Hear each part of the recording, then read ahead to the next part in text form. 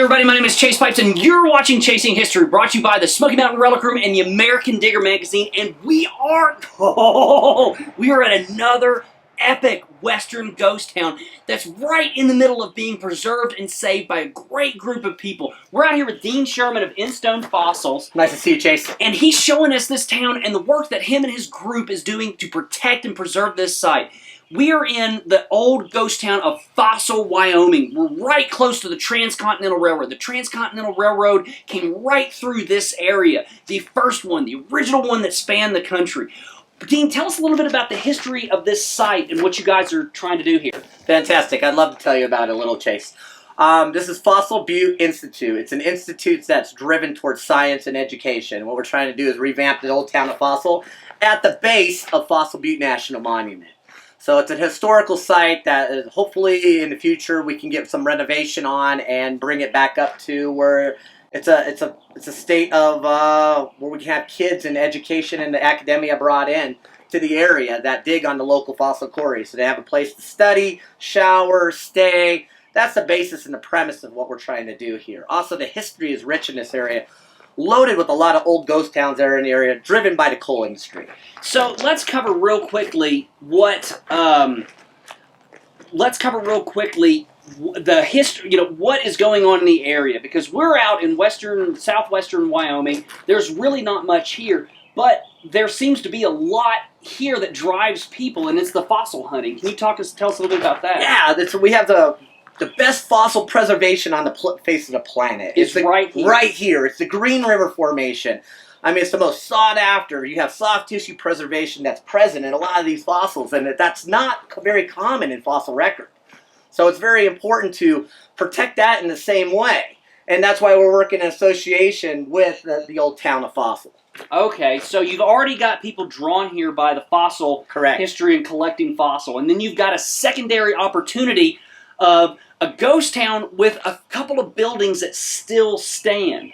So it's taken that opportunity. You've got people that are coming here for the fossils, and you can teach them a little bit about the Old West history of the area with a place that has buildings still intact. Correct. That is such a great idea. And see, here's the thing is that, there's opportunities like this all throughout the West. There are other ghost towns that still have buildings standing that have yet to be saved, that have yet to be preserved. And the community here picked up and decided that they were going to do their part to preserve their own history. So even right in this own general area, there are buildings that are no longer, towns that are no longer present. No. That the buildings are completely gone. They're obliterated. They're completely out of here. Yes. That's really cool. Yeah. Let's go check out some of those sites, some of those buildings, and show you all some of that history. But first, I bet you guys are wondering what this building is behind us. What is this building behind us? This is the old train station. It's the old depot. Where you're standing right here is the road where the train station came across. And they would load the dock and all the supplies into the train station. Okay, so this is the railroad bed, and right there's the train station. So this was the depot for the town of Fossil. That is correct. Which, as a historic site, is the one that you want to have, especially if you're telling, the history of the West. And big part of that history is the railroad track, specifically the Transcontinental Railroad, but just how the railroad connected these far off distant places. So let's do this. Let's go check out some other sites. You've got you've got Google Maps where you can show us some of these other sites that are near us. Let's grab on the tablet and let's check those out. Absolutely, Chase. I think you guys are going to like this. Okay, so Dean, all you've got is you've got Google Earth pulled up. And for those of you that don't know, Google Earth is an incredible, incredible tool, especially when looking at some of these Old West ghost towns. And you can kind of see where we are right here. So let's look at where we are right now. This is Fossil Butte National Monument. Okay. And right below Fossil Butte National Monument, you have the old town of Fossil. Here's the railroad track that runs through currently. And here's the old railroad track that runs through the town of Fossil. And as you zoom in just a little bit more, there's us. Okay, I got it. There's the hotel, bar, and railroad station. And we are currently sitting right there on the railroad station. Now, what's fascinating is that there's other towns nearby. Yes. Show us the other towns that are nearby. And there's the old town, and you can see that was spurred by coal as well. Oh, wow. So here is the town of Fremont, and you can see all of these buildings, and this is where we're going to go here in a few minutes to check this town out. But this is an example of a town that none of the buildings are present. And this is something that you can find on Google Earth. Correct. And then there's a couple of other towns where you can see some cross streets that we saw earlier. Where are those at? Okay. There is one standing structure in town, and that is a cement jail. Okay. Of course, cement lasting virtually forever. Gotcha. So let's do this. Let's go check out one of the towns that we saw in here, the town of Fremont, and let's see what that looks like without any of the buildings, so we can just get an idea of just how awesome of an opportunity these guys have here with fossil Wyoming. So we are in the town of Sublette, Wyoming, and this is an example of a ghost town that's out here that is completely gone. So the buildings were totally eradicated and erased. The only thing that's left is the stone foundations of this town. So here's one of the basement of the buildings that you can see right here, and you can see the basement of this old building down there and there, all through there, and then way up over the horizon you can see building and building and building and building, and then going all the way down there you see building and Isaac and building and Isaac and building and Isaac. So the reason no wooden structures are still standing is not necessarily because they rotted and they fell down. The reason is that, look, look all behind me. Do you see a tree? No, there are no trees. So wood was an incredibly precious commodity out here. And these were boom and bust towns. You know, these towns were here to exploit, you know, whatever the local natural resource is, whether it's coal or whether it's minerals or whatever. And that's what, you know, happened to this town, is that, you know, when the local natural resource was completely exploited out, they literally took all the boards out, all the walls down, and completely moved the town to the next boom and bust cycle, which is why the only things that remained are things like this, where you get these buildings with incredibly high walls, and the roofs are gone. So this is another really epic little building here on the site.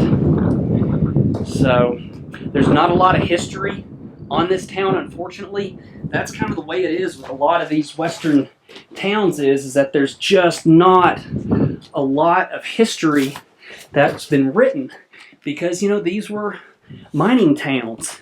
You know, this was a company that was coming in and building these. Look, here's a little, like a little cellar building or something.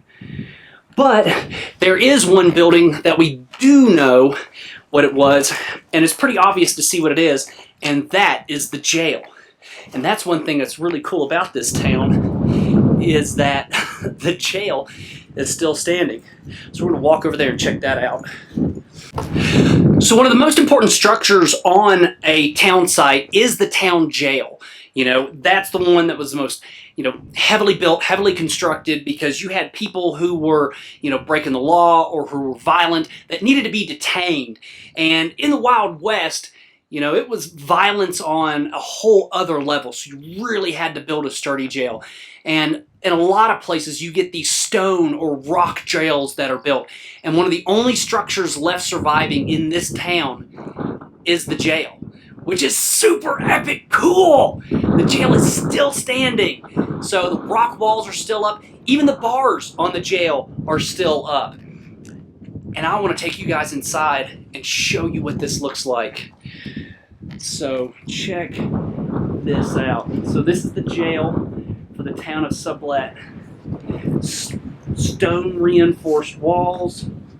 And I've been to a lot of places, but very, very few places is it literally like going back in time. And this jail is an example of going back in time. You've got some of the bars that are still standing.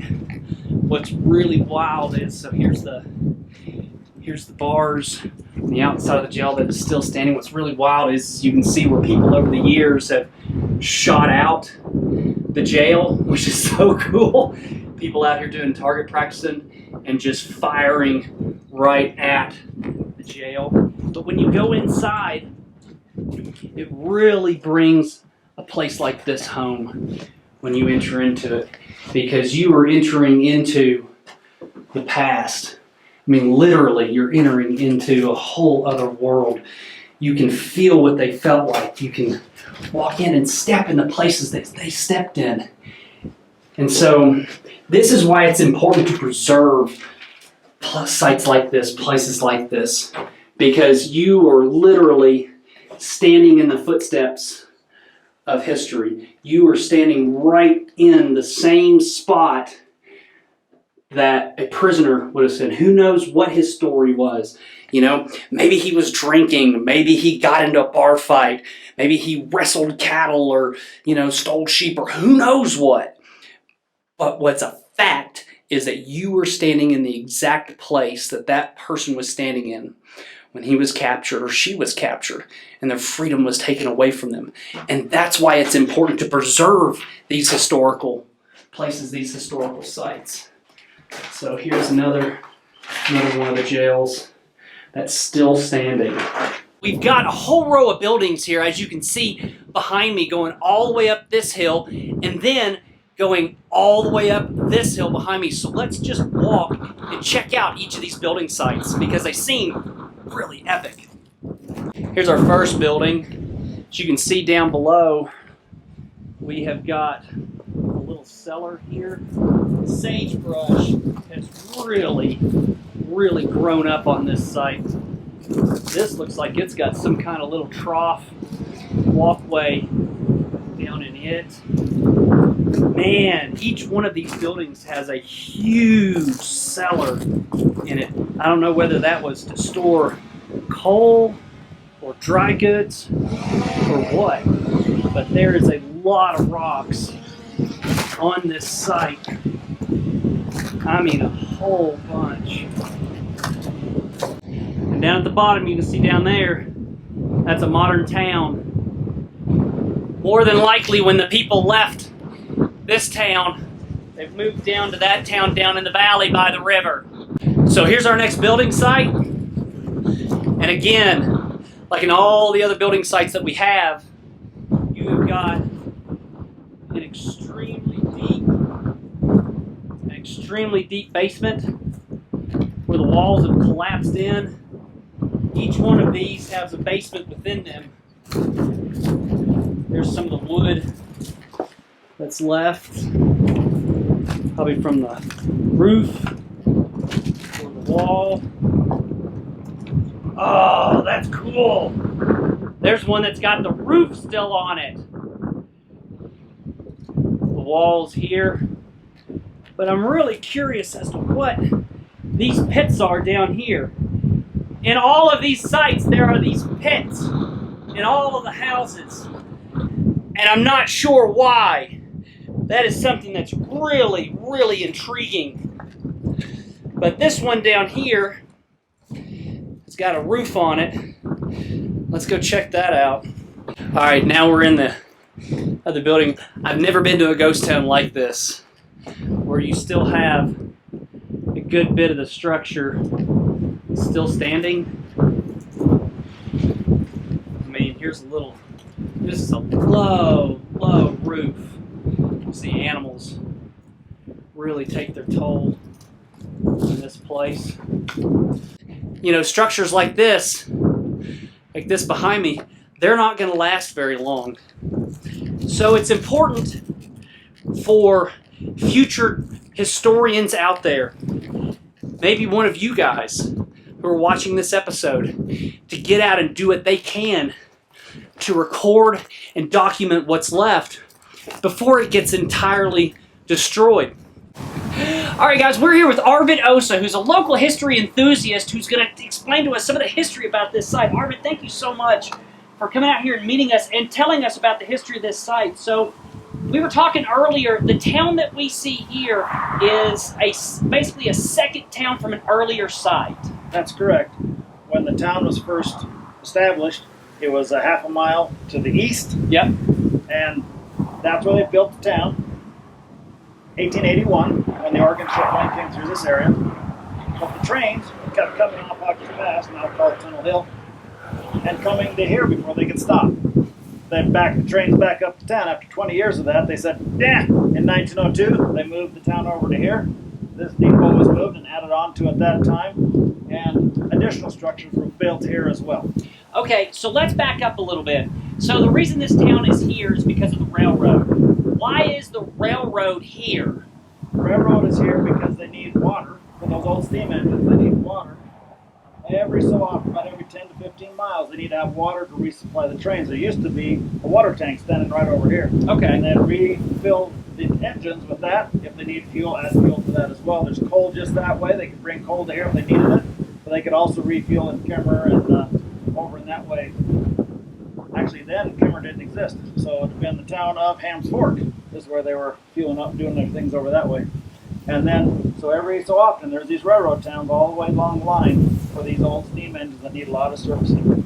So primarily, what you got to think, guys, is the technology of the day. These trains could only go 10 to 15 miles. They were fueled with coal and they were powered by steam, which means that steam is going to run out and evaporate. So they need places along the line. As that train makes that thousands of mile journey, it needs stops along the way to refuel that train, to refuel the engine so that it can continue to go. And every 10 or 15 miles, you had to have a town like this in order to refuel that train. What's fascinating about this is that the original town, the original site for one of those refueling stations was just up the road a little bit, but the train kept back. It would go over this hill, and it couldn't get stopped until it got to here. So they eventually decided to move the town from up there to this location right here. That's so cool. So Arvid, how is it that, we've got structures that are still here when in other ghost towns throughout the West, there are no structures? Why did these preserve? Well, this particular one, and three others, they're in the right-of-way of the railroad. They had either side of the railroad right here. And the Lewis Ranch donated this property to the railroad. They owned it outright. They donated it to the railroad, gave it to them and the town. Mm-hmm. And then when the railroad pulled out, they deeded this swath back. Therefore, this building and these adjacent ones here were in their ownership and therefore have been left here.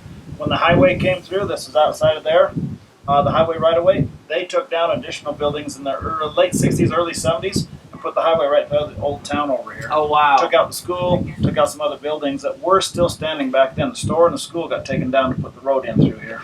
Now, one thing that I notice is throughout all of this part of Wyoming, there are very few trees.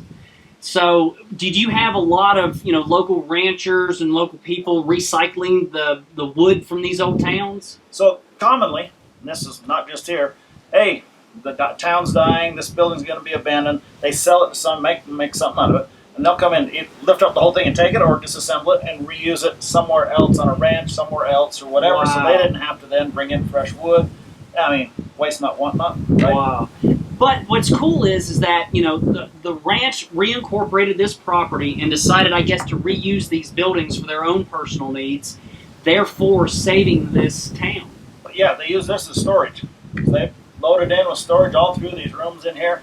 Unfortunately, for a while, they actually reused the lumber themselves back in the 60s, early 70s, and came in as strips of floorboards out to use them elsewhere on the corrals and stuff, so now we got to redo that. But most of the part, they left it alone and just put stuff in here to store. Yeah.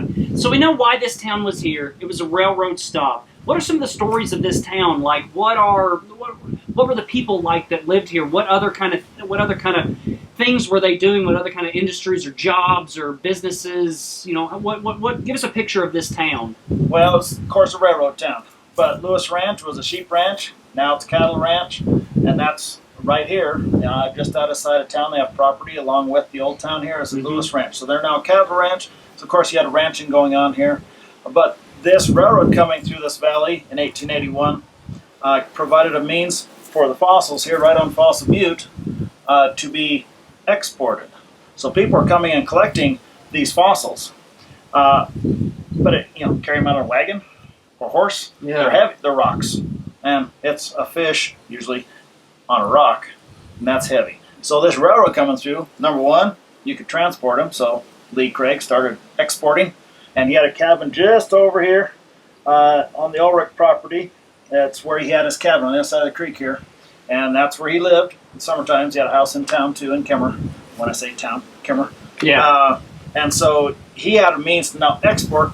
Museums around the world have Lee Craig and David Haddenham specimens because the railroad could get them out of here before we had highways and those other things that made it easy to transport. Plus, hey, you got tourists and travelers stopping here. You can peddle a few to them too. Yeah. Make some little ready cash. Yeah. That's a really cool thing that even back in the turn of the century, you still had, you know, people that were interested in collecting these fossils and bringing them back. So why is the town named Fossil other than the obvious? Because it's the obvious. Okay. There are fossils here. There was a town called Fossil. There's another town in Oregon called Fossil. It's associated with a much more recent lake there as well with disarticulated fishes. We have fully articulated fishes here. So Fossil Butte, town of Fossil, and it's directly related to these fossils that are right on the hill right here. That's so cool. Imagine coming out here in, you know, the 1880s, 1900, 1910, and walking up to the butte and collecting fossils and then loading them on the train right here, you know, and sending them back to your museum back east or to museums in Europe. But that's where this all happened. And it's still going on to this day. Even though this town doesn't survive anymore, that industry is still going on to this day. What other kind of things were in the town? Was there, you know, a hotel, a bar, a school, a church? What? There were some others. A school, Steinhauer store, so there's a mercantile store and supplies. And then, yes, there was a bar over here. There was a small hotel also. House of Ill Repute, also here. So your basic western town and all the amenities, if you want to call them that, associated, but small. They had a plat for this town. We have a copy of it that showed it. They had plans to make this into a sizable town, a couple thousand people. It just never got there before the town died. Yep. Wow. Yep. So how does a town like this die? How does this town fade away? Well, number one, because it's a railroad town, and with all the railroad towns, if you didn't have something else to support you, diversified economy. Mm-hmm. Railroad stopped coming through here, needing to stop. They still came through. They didn't need to stop anymore, and therefore, you don't have the jobs. So you don't have to have the guy sitting in here signaling the trains. You don't have to have the station master living right here. You don't have the job, the tourists getting off or the traveler getting off and needing a night in the hotel. You don't have it, and so the jobs go away and the town dies. It gets small enough in the 1940s, the post office pulled out, and that's the signal that town is going to die. And so town went away and left just one original resident here now, and the only resident here now. Wow. So yeah, he was born. His family, homestead of this is they're the ones that provide the property, like I said, and he and his brother and sister. His brother and sister lived here their whole lives. Cameron here, and then he came back in the 80s and is still living here. His brother and sister passed on now. He's in his 80s, so he's still the sole resident. Wow. You know, that's one thing it's difficult for us to fathom in the 21st century, you know, how, you know, your town that you're living in can die. But, you know, you've got to look at it in terms of changing technology and, you know, being able to travel great distances.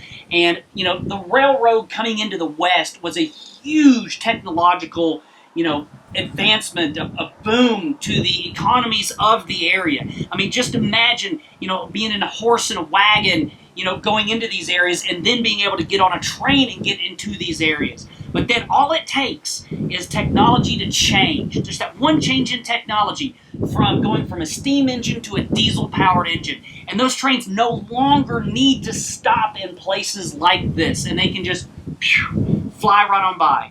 And so all of these towns, just imagine this for a second. Every railroad track throughout the entirety of the West, every 10 to 15 miles had a town like this. Every track. Because that train had to stop. That train had to refuel. That train had to get coal. It had to get water so that it could go the next 15 miles. Once diesel locomotives came, towns throughout the West like this died. Some of the bigger ones stayed on, Salt Lake City is a major city today. It was once a railroad stop. I'm sure there are others throughout. Ogden was another major railroad stop. Those towns survived, but small ones like this didn't have a chance without some other kind of industry other than the fossils to keep people here, to keep the economy going. And unfortunately, there wasn't enough here to keep the economy going. But it's so rare that you still have buildings surviving and that you have a community like what you guys are doing that are wanting to restore this and to bring it up. Tell us about, what are your thoughts? What are you guys wanting to do with this site? Well, 10, 12, 13 years ago, Fossil Basin Institute was organized by some concerned citizens from Washington State, not locals. There was a group of 5 or 6 that were coming out here because of the fossils and thinking this is really cool.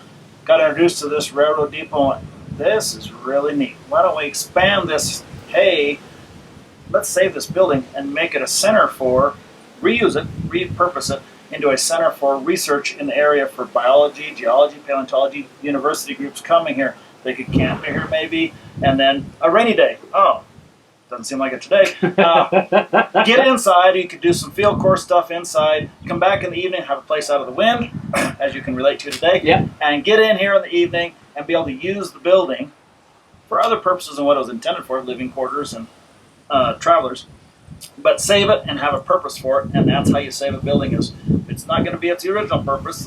Railroad depot and other places get turned into restaurants, whatever. But the building's still there, and the history is still there. So you're giving it a purpose. Giving it a purpose. And a purpose that is about the natural history and study of the area itself. Right here in Fossil Basin. See, dude, that is so cool what you guys are doing. I mean, really, that is awesome. And see, that's something that, it's all about repurposing things, giving them a new life. And to see this site, being preserved in that way is just incredible, man, and I applaud you guys' efforts. So I really hope to come back in 5 years and see, good, maybe some campgrounds, some people going in and out, some people doing some field work in here or something. That would be so great to see. Well, it's rolling this summer. A private individual out of Florida who has never visited here gave $25,000 to the Institute. Wow. Just in time to submit a grant to the Wyoming Cultural Trust Fund to use that as matching, which then just a week ago we learned the trust fund has awarded another $25,000 to match that private $25,000. So we have $50,000 to put a new hidden foundation to support this building, keep it blown off, obviously, yeah, and get a roof on it to keep it from getting wet. If there's still money left, we'll start working the exterior to get the exterior sealed, and then we'll go from there and keep that momentum going and get the interior done. Historically accurate, we're talking plaster and lath. We don't know how to do it, we'll find somebody that can. That's awesome. Man, that's awesome. If people want to get a hold of you guys, and if people want to donate money or donate their time or anything like that, where can our audience, how can they get a hold of you guys to help out if that's what they want to do? We got a website now, yay, Fossil Basin Institute. So Google or whatever search engine you use, Fossil Basin Institute, and get a hold of us through the website there. We'll have that website on the bottom of the screen right now, Fossil Basin Institute or Fossil Basin Institute. On the bottom of the screen, go check that out. If you want to help out a group of people that are trying really hard to preserve their own local history and make it work and function in a new way that's fit for the 21st century, this is something to get behind, guys. We really hope that you guys will reach out and to help these guys do what they can to preserve and protect this history. So, Arvid, man, thank you so much. You're welcome. For coming out. We've got a lot more to show you. We'll be right back.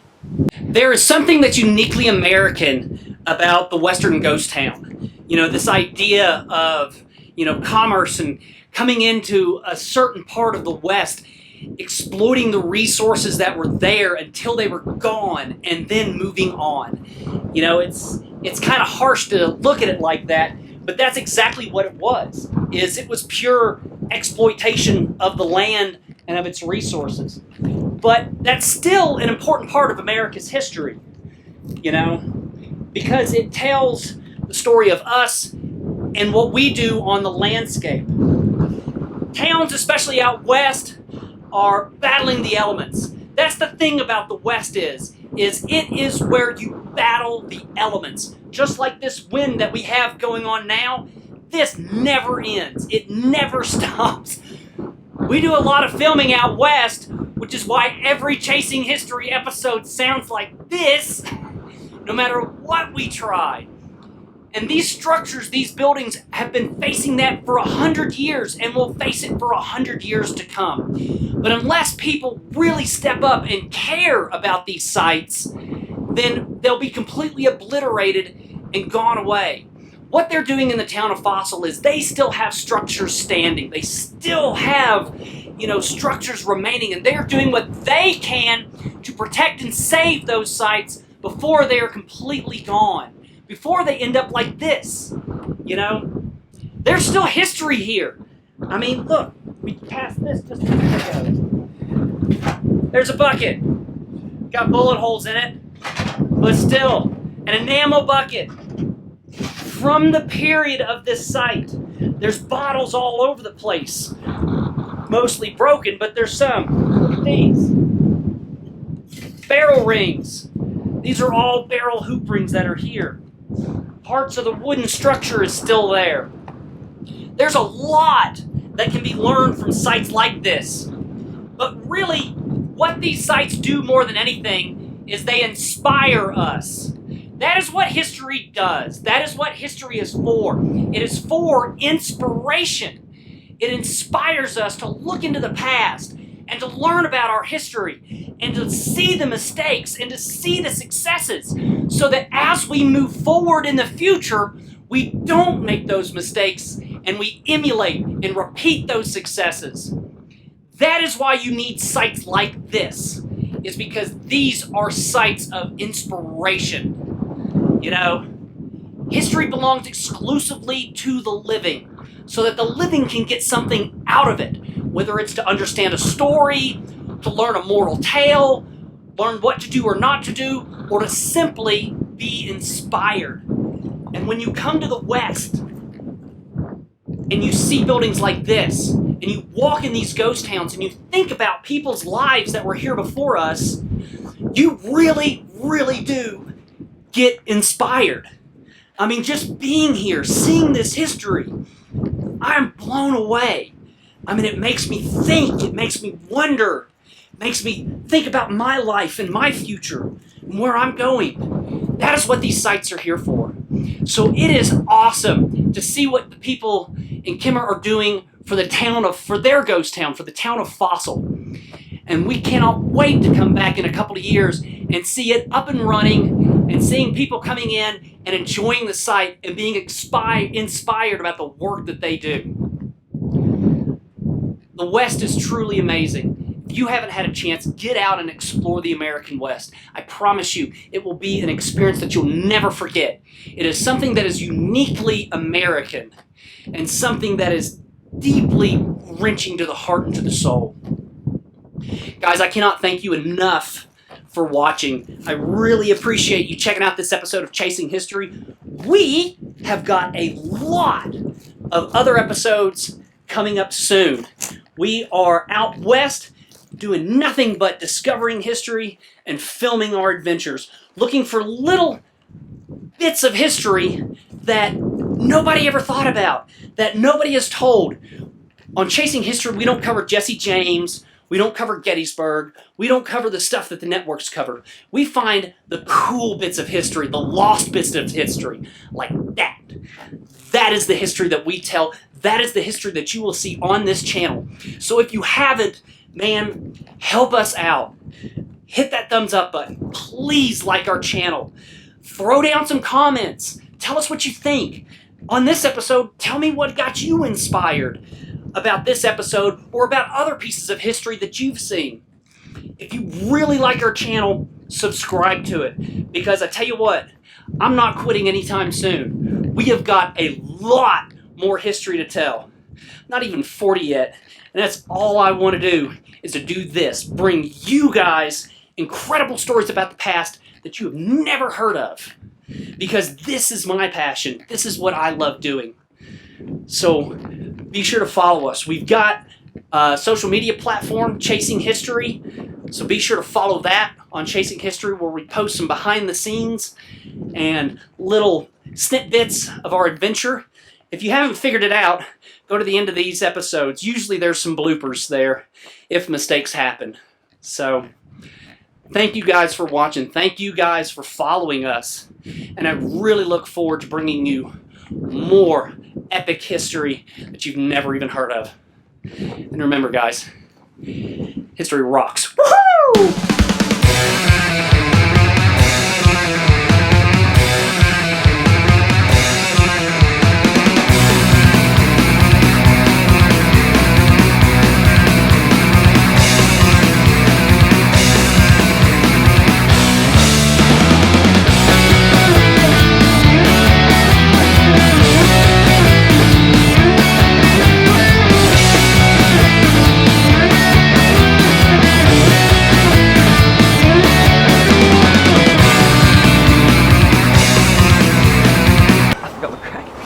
Yeah, Isaac's got his crackers out there. A relic. He's like a badger with his little pack of crackers. Crackers and beef jerky. That's the breakfast of Chasing History. So how many people live out there? Oh, just 1 million? 1 million people? No. Rattlesnakes. Here, snaky, snaky, snaky, snaky.